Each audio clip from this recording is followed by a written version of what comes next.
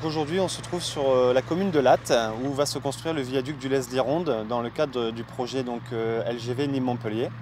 Le viaduc du Lez-Lironde est un viaduc de 576 mètres qui passera notamment au-dessus du cours d'eau du Lironde, au-dessus de la route de la mer et survolera également la RD 58 et le cours d'eau du Lez.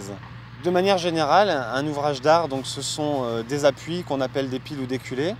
Donc ce sont des élévations sur lesquelles après on va réaliser une dalle, la dalle sur laquelle circulera le futur train. Cette dalle, c'est ce qu'on appelle le tablier. C'est le viaduc le plus long de la ligne, effectivement. Il est constitué notamment de 6 tabliers. Donc un tablier mixte, avec une charpente métallique et un tablier béton. Ensuite 4 tabliers intégralement béton.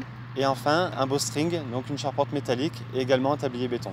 Le bowstring, c'est un pont en forme d'arche en fait, qui permet de reprendre de grandes portées avec des charges très lourdes. Actuellement, nous réalisons les fondations profondes du viaduc. Ce sont des pieux béton armés de 30 mètres de profondeur et de diamètre 1,20 m.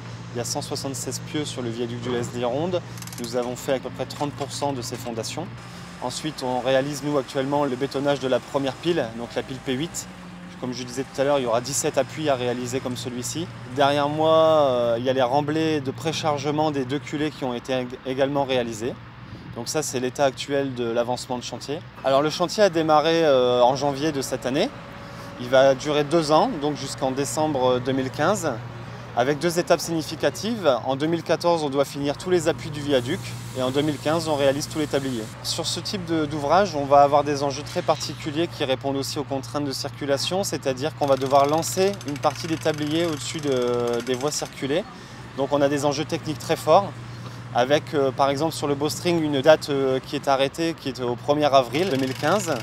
Donc on a un enjeu planning qui fait qu'on doit forcément avoir préparé la charpente et les appuis avant cette date.